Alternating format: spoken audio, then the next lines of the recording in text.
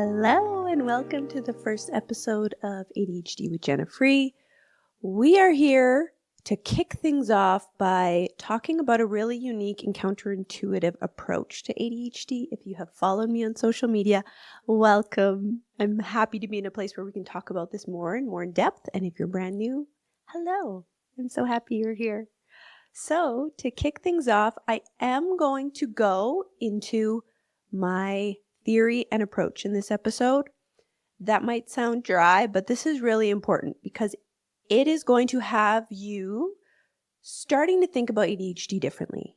This is quite a unique approach. You probably haven't heard these ideas before, or at least not in this way. And that's going to be really important to lay the foundation of you being able to live well with ADHD. Because right now you may be thinking, ADHD is this brain difference, which it is. It comes with this host of symptoms that are honestly at times very debilitating, very stressful, hopeless sometimes. And we just get this list of symptoms. And to deal with it, I think we see them as like individual symptoms. Okay, I got to deal with time blindness. I have to deal with working memory, Exhibit A. I have to deal with paralysis and overwhelm and just like 30 plus symptoms. And as someone who's overwhelmed, I have to figure out how to deal with all these symptoms. Typically, the approach we're given is a Band-Aid approach, I would say. Timers, tools, strategies, any external supports. If that's all we're doing, that's a Band-Aid approach, right? We're not actually looking at what is something I can work on a little bit deeper to change the way I function. I am all about transformation. I want to help you do work internally, mentally, physically, with your nervous system, with your body, so that you go about life in a different way. It does not have to be this hard. And I'm not here to share calendars, timers, tools, and apps and hacks, and tips, tricks to get you out of that, because that is only keeping you afloat. And I think that's really where we have a problem with ADHD in the messaging right now is, hey, ADHDers, the only thing you get is a life raft. One of those little buoys. You get a little pair of water wings. You're barely keeping it above water, but hey, you're not drowning. So be grateful. I don't believe that's how it has to be. And I've seen in my own experience and with hundreds of my clients, it can get so much better than that. You can get your feet firmly on the ground and start walking. You do not have to be exerting all your energy, just keeping your head above water. So let's dive into the approach.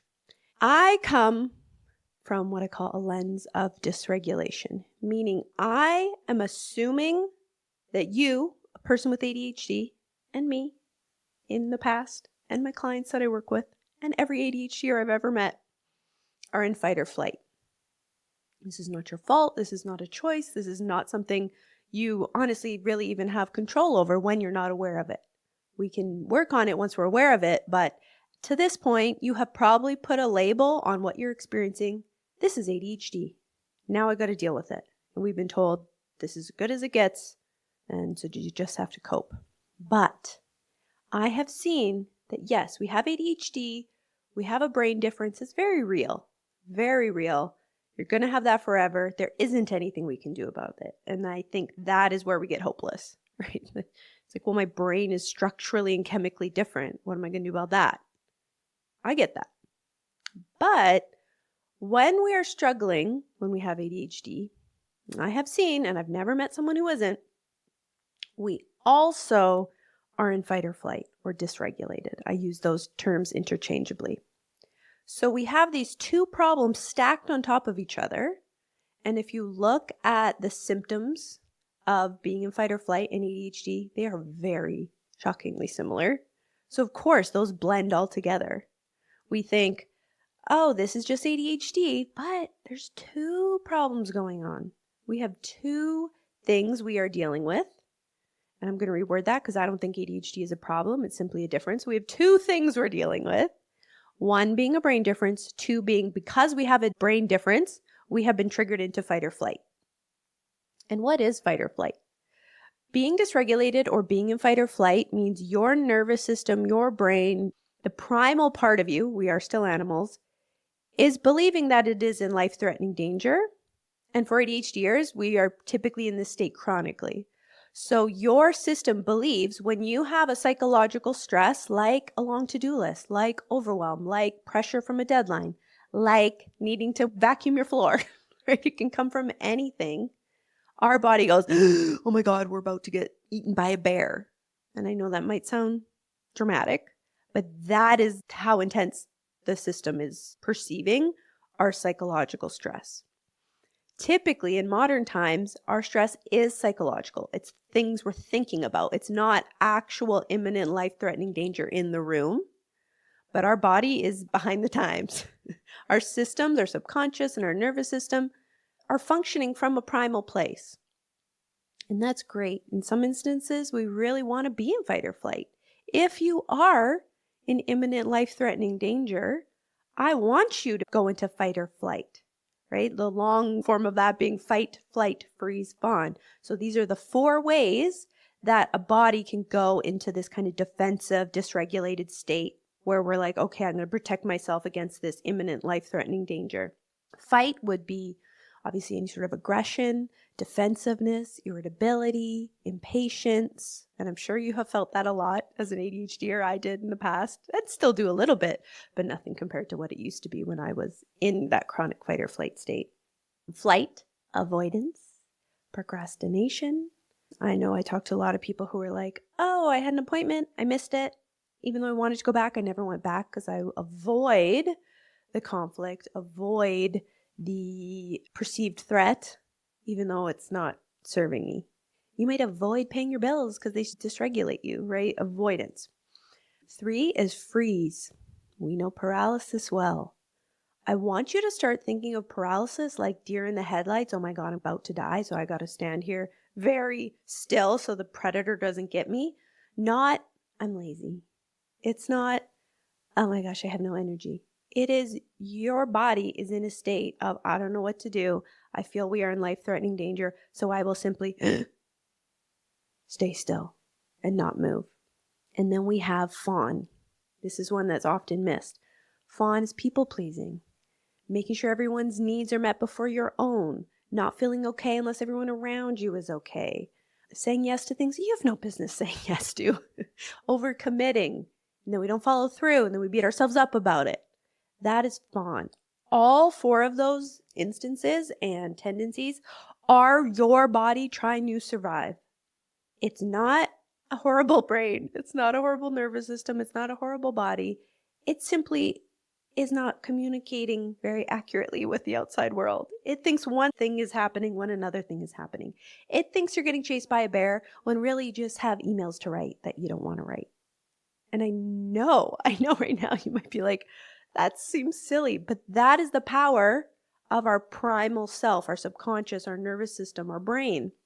My favorite example of that, that's a little more tangible in real life for me, is I once went to this like virtual reality place. You go and you can go with your friends and you play a game. You have the goggles on and everything.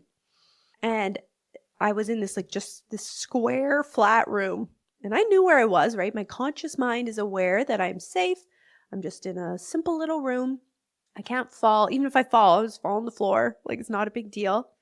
But there was a part in the game with the goggles, and I'd never done it before. It is very real, feels very real, where it looked like I was walking across this vent on the side of a building. So if that was real, like very likely that I would die. So I'm standing there trying to continue on with the game. You think I could move my legs? My conscious mind knew. I know I'm safe. But my system, my eyeballs were perceiving danger, and it made me like a deer in the headlights. I was frozen. That is what paralysis is. And it's not inevitable. I have not had true paralysis of life, right? I had paralysis in that instance. Because I didn't really care about virtual reality, I'm not invested in it. I'm probably never going to go back again. I just lifted my goggles up, walked forward, put them back down, and carried on with the game. But when this was happening to me in real life, paralysis a lot, and for long periods of time, that is something we can rewire and get out of. I have not experienced paralysis in a good year and a half, where I used to have like weeks where I couldn't literally get off the couch. So we can get out of it. That's the key here. This is a hopeful message, not a hopeless message. The paralysis is not just your ADHD brain and there's nothing you can do about it. This is you being tipped over into fight or flight and becoming a deer in the headlights. So with this philosophy, with this approach, I am saying, hey, ADHD isn't actually really your problem.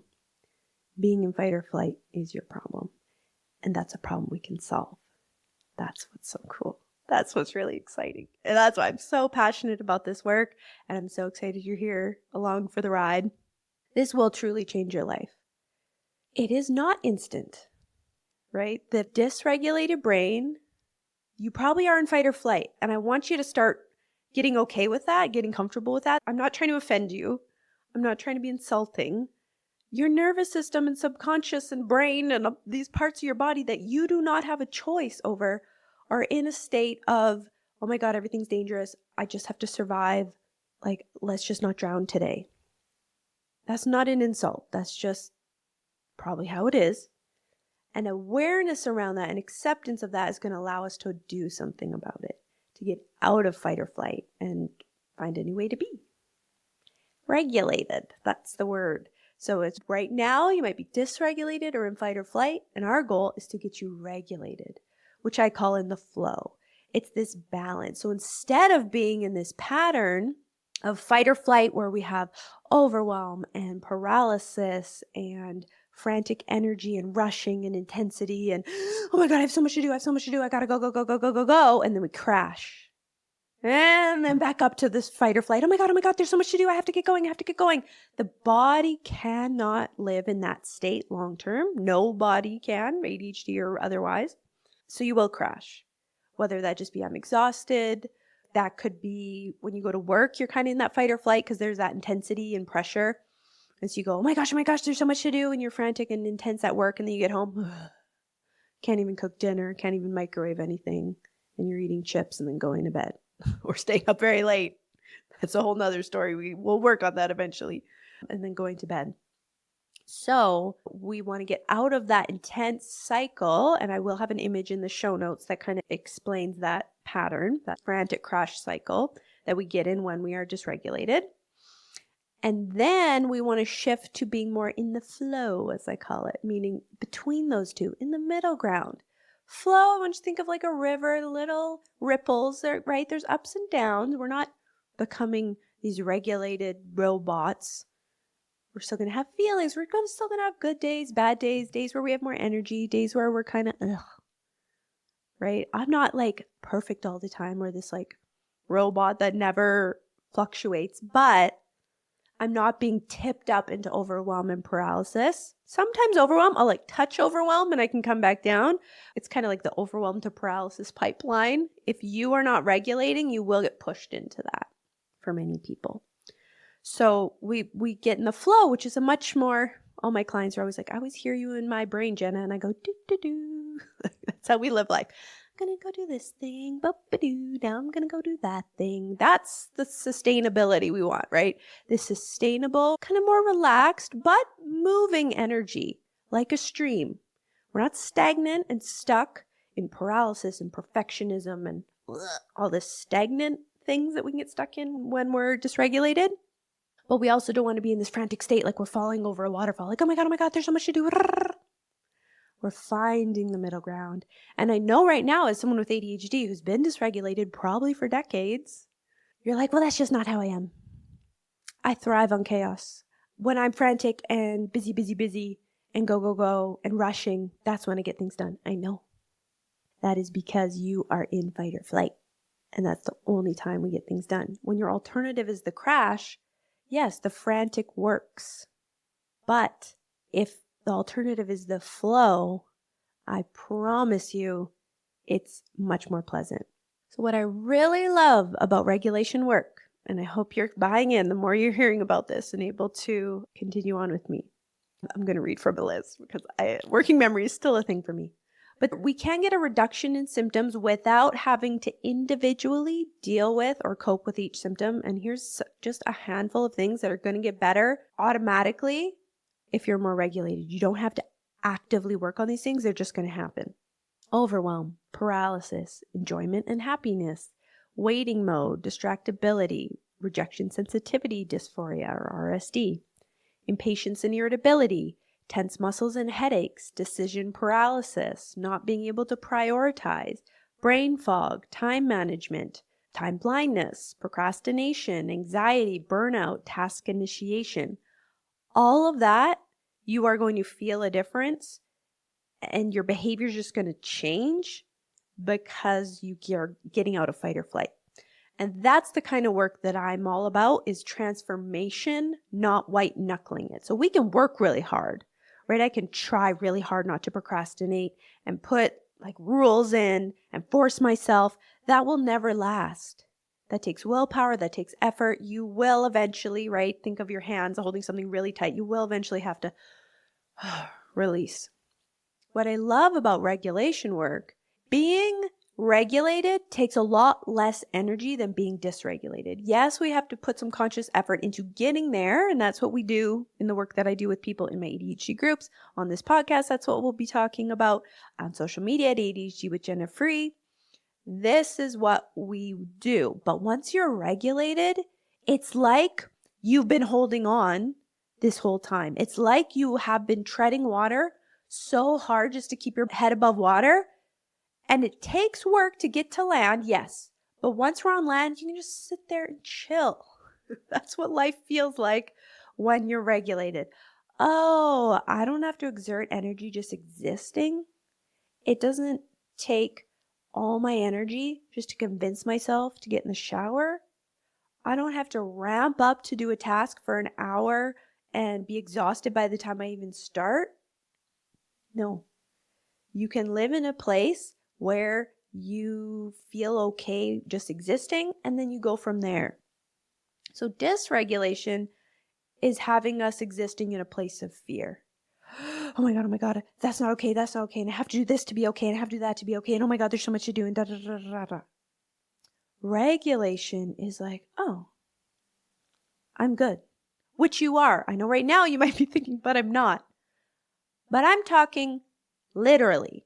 You are probably physically safe right now. And that I am making an assumption. Maybe not every single person is, but if you're spending time listening to a podcast, you probably are not in imminent life-threatening danger. Maybe you're out for a walk. Maybe you're driving in the car. Maybe you're walking around your house or laying in bed trying to go to sleep. You are okay. You are safe right now. And we can get your body to become in alignment with that reality. You're okay. And then you just get to live in that of like, oh, I'm fine. And now what? What do I want? What's so cool about regulation work is as an ADHDer, going from fight or flight or dysregulated to regulated, your motivators are going to naturally change. When we're in fight or flight, your motivators are fear, shame, guilt, urgency. That's what quote unquote works when we're in fight or flight, because it just imitates that bear chasing us. Oh my God, I'm getting chased by the bear. So the brain will create a bear to chase you to get you moving. But think about if you were in the forest getting chased by a bear, once that bear is gone, you think you're going to be motivated to keep on hiking? No. You're going to find a hole to sleep in and have a break because you're worried about when that bear is going to come back again. You need energy. That is why when we are in fight or flight, yes, that fear, shame, guilt, urgency works short term. It does give you that burst. Think of the bear chasing you in the forest. If a bear is coming up at you, you are going to all of a sudden have a big burst of energy. But it doesn't last. And you can see even in that like analogy, it's this burst of intensity, crash, burst of intensity, crash. That is not going to get you what you want out of life. You're not going to be able to enjoy anything because when we're in fight or flight, you are going to just be focused on survival. You are living not to die. So you're going to be focused on today. You're going to be focused on comfort. You're going to be focused on feeling okay right now, which may include scrolling, food, substance use, spending, right? All these things soothe dysregulation. So we're going to talk about that stuff as we go along on our journey of how do we get these things under control, because they're typically compulsive, right? You don't want to be scrolling that much. You don't want to be spending that much.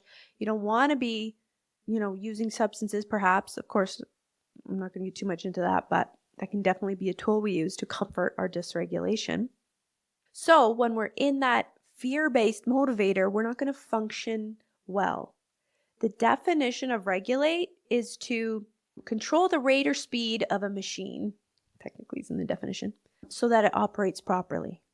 That's what we want to do with ourselves. We want to get not in the frantic state and not in the stuck, bogged down state. We want this middle ground, this nice rate and speed of living life so we can operate properly. And I don't mean operate like a neurotypical person. That's a very different thing. I have ADHD. I'm a therapist for ADHD, and I have ADHD, and it's why I do this work. It's why I've made these connections. It's why I can kind of speak to you from a place where you're probably like, oh my gosh, she's speaking right to me, because that's me. But when we're regulated, we are going to be able to tap into our positive motivators, or what I would call like pull motivators, which are much more sustainable. Meaning, oh, I'm okay, right? You kind of get into this place of safety, realizing, oh, I'm fine as I am. I'm okay. I'm safe. What do I want? And what I find so interesting as someone who used to be fueled by fear, shame, urgency, and guilt, I know that rush, that feeling, and that feels like it works, quote unquote. But actually, when you are regulated and feeling okay, the concern there might be, I'm going to be a lump on a log that never does anything.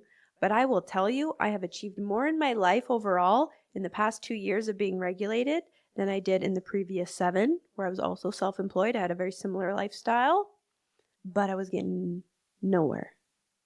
And it was still a good life. I still did a lot of great things.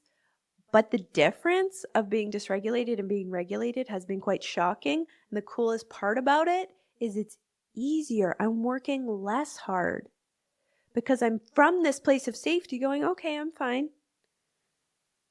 And I want to build a coaching business. And I want clean clothes, so I'm going to put them in the laundry. And what do I want, right? You are pulled by the things you desire and want instead of being shoved by the things you're afraid of and just trying to run away from the fear.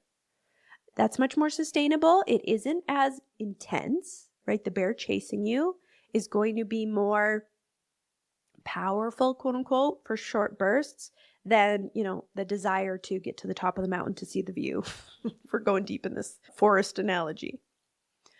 But if you want to live a life where it's like feels more like a nice, enjoyable hike instead of a sprint and then a crash and a sprint and a crash, we're going to see that those positive motivators, they last though. Like I've been doing this work for almost 2 years now, consistently. I'm able to show up every single day. I have not experienced paralysis in building this business and building this work because I am regulated. And I only ever share about myself to show you what is possible and to get you to buy in. A very important part of doing regulation work and the ADHD Reset, which is kind of my approach and the tools that I use in my ADHD groups, it's so important to buy in because if part of you is resistant, which it absolutely will be, and that's why I work with people in my group setting, is because we have to work through those barriers and through that resistance because it'll be there. For some, they will hear this stuff, connect, and it's just like they're clicked in. And they're off and they're seeing huge results right away. So even just from my social media, I've had people comment being like, just your insights have helped me so much. But other people need more. It's like, there's something like I'm not able to enact this in my life consistently because there's probably a barrier, there's probably resistance, and that's really normal. Your system has been in a place of I'm in danger, we gotta run.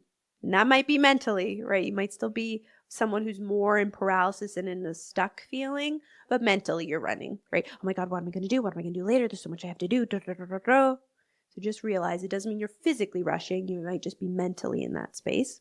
Your system has been in fight or flight for probably your whole life. And so to tell it, okay, we're just going to decide that we're safe now and relax.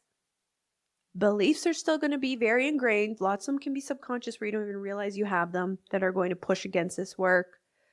part of you that's wanting to survive and afraid to trust this work is going to push back. So you may, listen to the podcast and go, oh, I really agree with that cognitively, consciously. I understand that. But why isn't it happening in my days? Why am I not able to implement it?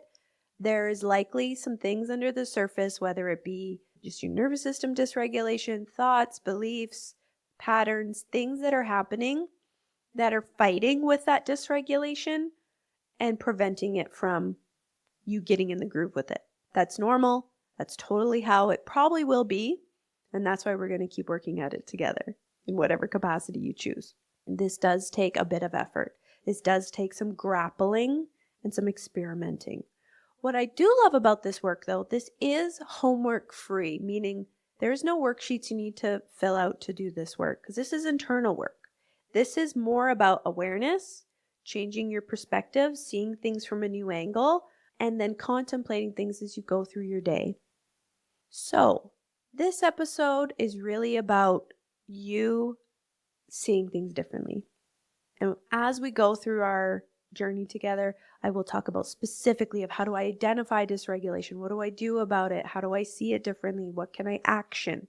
We will get there, but today is just about wrapping your head around, wait, maybe it's not the ADHD that I'm struggling with. Maybe it's something different, because you do need to bring that awareness to the top. I kind of call it like putting on your dysregulation goggles. Like I want you to see yourself through the idea of, oh, am I struggling with this because I'm in fight or flight and my system feels unsafe and I'm in defense mode? Or is this ADHD? And for our time together, if you're choosing to do this work, if you're choosing to go down this path, which I really hope you do, I promise you it's worth it. I would just assume everything you're struggling with is dysregulation. Why? Because that's the thing we can work on. We can't change your brain. And I wouldn't want to. I wouldn't want to change mine at this point. When you have a regulated ADHD brain, it's a beautiful thing. I love the way I think. The way I think has created this approach, right? Because I've made connections, and we know that about the ADHD brain. It makes connections that others might not make. It does a lot of unique ways of thinking, and it can see things that other people don't see. And that is a beautiful, beautiful gift. Creativity, all of that. But that will be squashed if you are in fight or flight. So right now you might be feeling, what, freaking gifts? I don't see the positives of ADHD. I'm drowning. I know. But let me just plant that little seed in your brain. You are in fight or flight, and that is why you are drowning, not because of your brain. Your brain is awesome. But we do live in a neurotypical world that caters and assumes that all brains are neurotypical. And that is why we're in fight or flight. My theory for why every bloody ADHDer I meet and myself are in fight or flight is because we were born and everyone assumed this baby has a neurotypical brain, a brain like everyone else, right? That's just what our society does. It assumes things once we're born about many things about ourselves, and that's one of them. You start growing up, you start going to school, and everyone's assuming you think like everyone else, so they're treating you like everyone else. We don't know we're different, right? I always kind of had a little like, I think differently than other people, but I just thought it was my unique personality. But, it was my ADHD brain. But many of us didn't know that in childhood. So we also are confused of like, why does everyone else seem to find this easy and I'm having to work extra hard? We have our defenses up. We become hypervigilant, meaning we're extra careful, like that person in the forest being worried about being chased by a bear. Like, was that a leaf that rustled, right? Other people are chilling and we're like, oh my God, I have to work extra hard for that project. Oh my God, that project's due tomorrow and I forgot. Now I got to work really hard. And it triggers our system into a chronically dysregulated state. Being dysregulated or in fight or flight is not exclusive to ADHDers. Anyone can be in fight or flight, but this is why I presume that all ADHDers are in fight or flight until we do the work to get out of it. Because of this chronic, consistent jab, jab, jab, little instances that have put us into fight or flight. Some people might also identify, capital T trauma that put you into fight or flight. I never did, so I didn't understand that. And that's why I didn't make these connections until I understood things better. Once I was in grad school to become a therapist, I started to understand, trauma better and how it doesn't mean one big event that was really horrible and that you would identify as trauma. It could just be these little things that happen over time that get our system into this defensive mode of like, I need to protect myself and work extra hard and be hypervigilant. And that is why we're here. That is why we're struggling so bad. But what's so cool, especially as an adult, I work with adults only. Maybe one day we'll translate this work for kids because it would require probably a different angle. But as an adult, you have more autonomy now. You can kind of reclaim your life because as a kid, we really don't have a lot of control, if any, right? Some of us may have been raised by this like, use urgency, shame, and fear to motivate my kid or my student.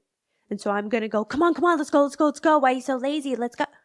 Right? And now that's the voice we use to motivate ourselves because we think that's how we need to be motivated. And currently that might be the case, but it doesn't have to be like that forever. It doesn't have to be this hard. And my favorite part of regulation work, because this work is really win-win-win. Yes, you're going to be more productive. You're going to be in paralysis and stuck way less often. So you're going to have a nice cadence to life. Like I say, do. Go about your day and it's much more productive because you're moving along. But my most favorite part of this work is you're going to have more enjoyment of life. You're actually going to be here for this journey. Like this is it. Life is passing us by and we're just trying to survive and living not to die.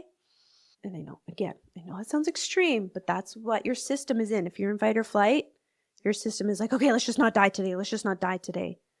That is not pleasant. We can be very resentful of life. So right now, if you just feel like resentful, like, oh my God, all I do is work and chores and everything's hard and everything's just a demand, that will change when you're regulated. You actually get to enjoy the nice moments. You have more calm in your life. You soak in the experience. And what's the point of all this shit if it's not to enjoy, right? Why are we trying to be productive? Why are we trying to check off the to-do list if not to be happier and enjoy our lives? So we can have both with this work. And I just can't stop talking about it because it's so good. So that is the approach. I'm so excited for you to come on this ride with me. We're going to dive in. We're going to explore all the nuance and all the angles of this work because it is everywhere. Dysregulation is affecting everything in your life. Being in fight or flight is affecting your relationships, your work, your home, how you feel physically. And all that can change with this work. And it's really exciting. So I will see you on the next episode on Monday. Can't wait to get going, dive in. And if you want to find me in some other places, I am on TikTok and Instagram at ADHD with Jenna Free. And most importantly, you can download a free guide, a free ADHD regulation guide of mine. It has a PDF and a video of me walking you through the PDF, so you don't have to read it if you don't want to, of how to identify dysregulation, how do I start interrupting with moments of regulation, how do I begin this process with action steps. So that's a great way to do it, so you can have some visuals. So you can grab that in the show notes or adhdwithjennafree.com/ADHD guide, and we will get things going. So we'll see you soon. Bye.